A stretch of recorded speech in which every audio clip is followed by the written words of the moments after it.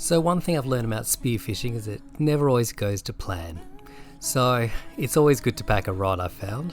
So here I am going to some of my favourite flathead fishing spots in late spring and come across some Port Jackson sharks, which is a bit of a normal thing, and whenever you come across Port Jackson sharks, you've got to give them a bit of a back scratch if you can. They do appreciate it. Anyway, so after messing around a bit, I head on out looking for my flathead. Of course, on the way, I've picked up a snook and a King George whiting, so they're sitting back in the float. So here I am at one of my flathead spots looking for the flathead if they're dug in, and I feel a bit of a tug on the line. And no, well, you know what that means. That means that the taxman has come along and has had a go at my fish. So there's about 4 to 5 meters visibility and my shark shield is on. So I'm racing back to the float, having a look around, can't see a thing, wondering how much of my fish is left. Of course, when I get back to the float, I notice there's a half a snook and a King George whiting. So looking around for the shark, feeling lucky that I've still got my King George. Anyway, I can't see a thing, and this is a bit disturbing because now I can't leave my float. So the problem is I can't leave my float, I can't go spearfishing, and I got one or more sharks, probably little bronze whalers out there, trying to go for my fish. So this is where it's time to pack up shop and head on back in. So I make the long swim back through the channels, and this is about 1.5k swim. So let's get to the footage and see what happens. I got a shark today. First one left on my snook. Nice clean shark bite. Put the other half of it. Oh well. Not sure whether I should throw it away, keep it. Might as well keep it, I suppose. Problem is, yeah, I'll probably throw it away. Anyway, feed some crabs. Crab food.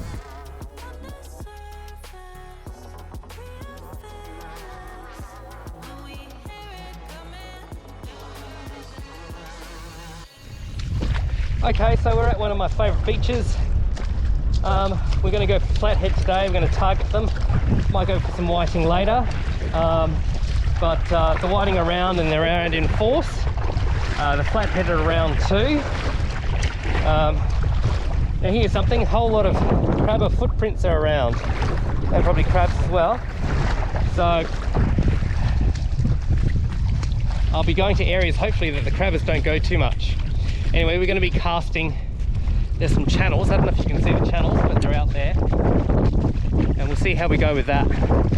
But yeah, what I'm using today, of course, I brought out the big guns because flathead, some of these flathead around this area can get up to, I've caught them around 70 centimeters plus. So you're looking at a big fish, like, 3 kilos-ish.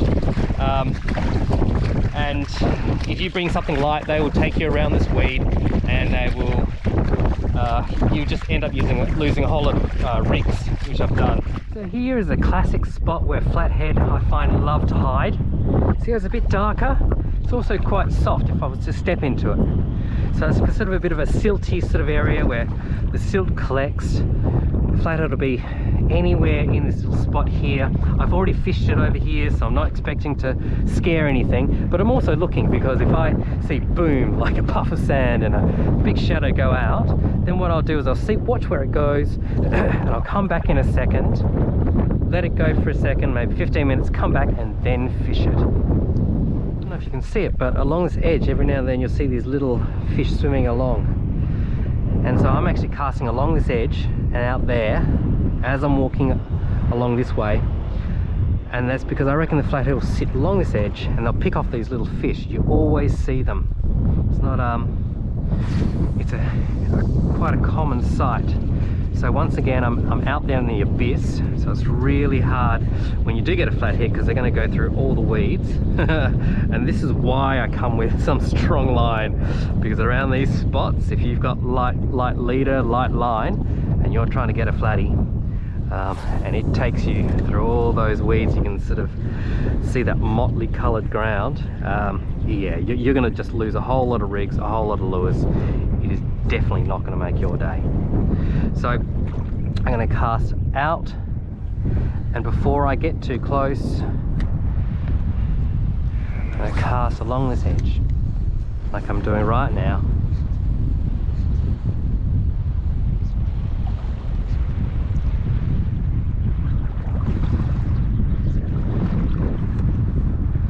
So once again, I cast out, bounce it over those weeds, and the flathead will come right up to the surface. You'll get this gulp if he takes it. And then I'm going along this edge.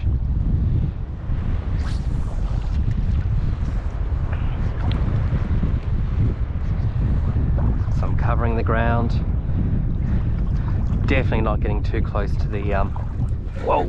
Haha, we got one! Oh, it came, he was right on the edge there. Nice, good sized flatty. Whoa, he's so fresh though. This is what I mean, they'll go straight through the weeds like they are now. Yep, going straight through the weeds. If I had a light leader, I've got a 12-pound leader carbon fiber on that lure, so he can't chew through it with his teeth. As well as that, I've got probably about 15-pound line, so it's about 7.5 kilos. Okay, so I'm tiring him out a bit because he is fresh as a daisy.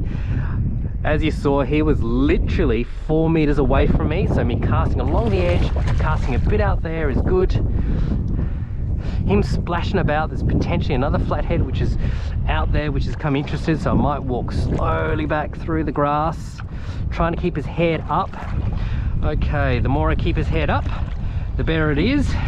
The more tension, I've got bend in the rod as you can see, it should be okay. The good thing is his mouth is not over the lure, so he's not, the abrasion of his teeth is not wearing down my line at the moment. It's more of a case of that hook's getting looser and looser and looser in his mouth. So I really need to keep this, because those head shakes that he does, he'll shake it off real well. Okay, now stupid me, didn't bring my gloves again. Don't do that, bring your gloves. All right, just need to tire him out a bit. Now that's a good size flatty, it's about 40 centimeters. 45 centimeters I reckon, but yeah, he's a good table size, so we'll definitely be eating him. Do that. It's a blue spot because you can see those spots at the back. They'll have, you know, 3 to 5 or 3 to 7 of those spots like that. If it's sandy, those spots will sort of be blended into a splodge. If you're in the eastern states, if it's dusky, the spot will be right about there, just one spot, none of those black spots down the bottom.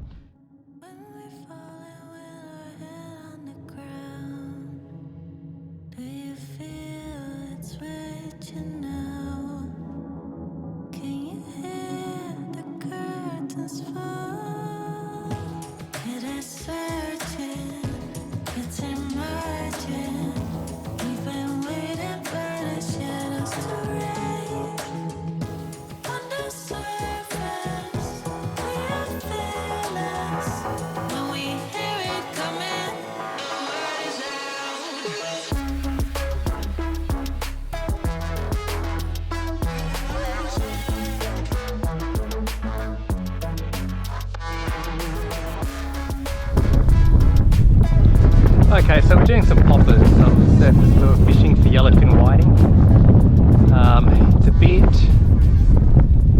It's too soon for them to bite. So let's see how we go if we can get some chasers. But they'll be resting in this channel right now. Sadly, when they're resting, they're not eating. So there's a good chance they'll just ignore this lure as it whizzes on by them. Well, he says, and he gets one. Okay, hopefully it's a whiting. We do get a whole lot of salmon trout in here too. No, it's a whiting. So I've got the drag set lightly, and that's because it's not a heavy leader.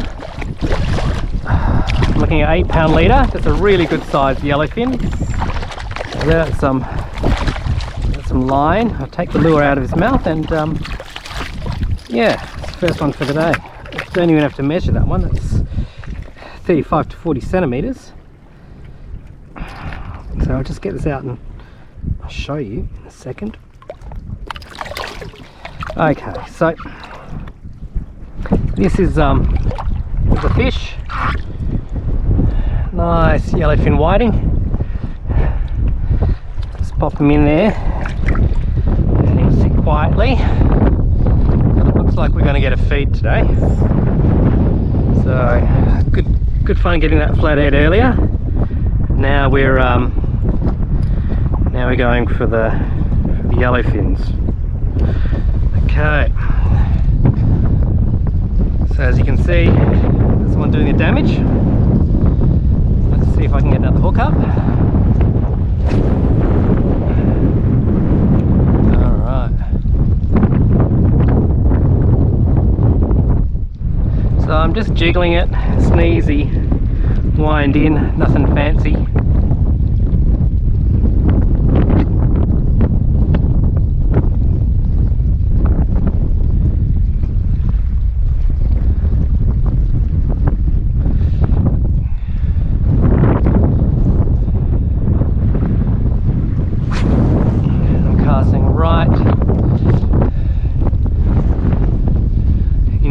Or across the channel, trying to get as much distance in there as possible. But yeah, that's a good sign getting that one. Oh yeah, oh yeah, we're on. It's tiny. Okay, so unfortunately that is not the biggest whiting. Now that's a juvenile King George whiting. That's a baby King George whiting. So I'll give you a look at him. Baby King George whiting. There you go. I'll let him go. There you go, little bad little fish. But yeah, so there's a heap of little juvenile King George whiting swimming with them too.